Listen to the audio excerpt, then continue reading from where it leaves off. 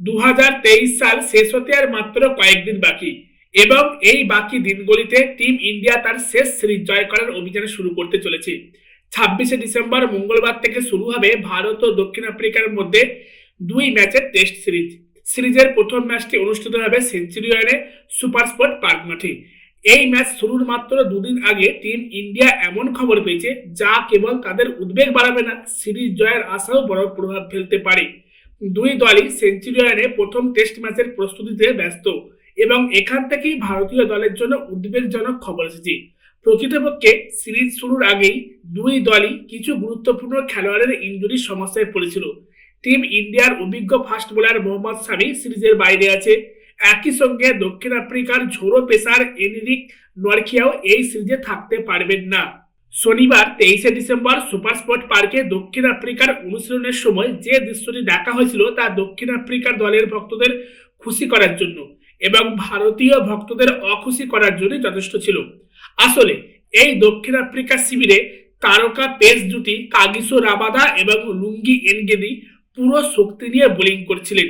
সংবাদ সংস্থা পিটিআই তাদের প্রতিবেদনে জানিয়েছেন যে নেটে প্রাক্তন অধিনায়ক ডিন এলগারের সামনে দুই পেসারই ফুল ফর্মে অসাধারণ বোলিং করছিলেন। দক্ষিণ আফ্রিকার জন্য অবশ্যই স্বস্তি, কারণ এই সিরিজে তাদের দুজনের খেলা নিয়ে সংশয় ছিল। গোড়ালির ইনজুরির কারণে টি-20 সিরিজ থেকে প্রত্যাহার করা হয়েছিল এনগিডিকে, যেখানে রাবাদা বিশ্বকাপ চলাকালীন গোড়ালির চোটের কারণে সমস্যায় পড়েছিলেন এবং তার পক্ষে বিশ্বকাপ খেলা কঠিন ছিল। এই চোট কাটিয়ে উঠতে রাবাদাকে অবশ্য কিছুদিন আগে হওয়া টি-20 ও ওয়ানডে সিরিজ থেকে বিশ্রাম দেওয়া হয়েছিল। এখন পরিস্থিতি পরিবর্তন হচ্ছে বলে মনে হচ্ছে, কারণ রাবাদা সুস্থ হয়ে উঠেছে। তবে চোট থেকে ফেরা রাবাদা এবং এনগিডিকে নিয়ে চিন্তিত নন দক্ষিণ আফ্রিকার কোচ কনরাড সাগরি কনরাড। তবুও চোট থেকে ফেরার পরও রাবাদা এবং এনগিডি দুজনেই প্রথম ম্যাচ খেলবে কিনা তা স্পষ্ট নয়। তবুও চোট থেকে ফেরার পরও রাবাদা এবং এনগিডি দুজনেই প্রথম ম্যাচ খেলবে কিনা তা এখনো স্পষ্ট না হলেও কোচ এ বিষয়ে কিছু বলছেন না। তিনি টিম ইন্ডিয়াকে স্বস্তি দিতে চান না, তাই তিনি বলেছেন যে উভয় পেসার অর্থাৎ রাবাদা এবং এনগিডি খেলার জন্য উপলব্ধ। তবুও 24শে ডিসেম্বর রবিবার সিদ্ধান্ত নেওয়া হবে তারা প্রথম টেস্ট ম্যাচ খেলবে কিনা। যদি রাবাদা, এনগিডি ও নরখিয়ার প্রথম টেস্ট না খেলে তাহলে দক্ষিণ আফ্রিকার বোলিং আক্রমণ খুবই দুর্বল হয়ে যেত।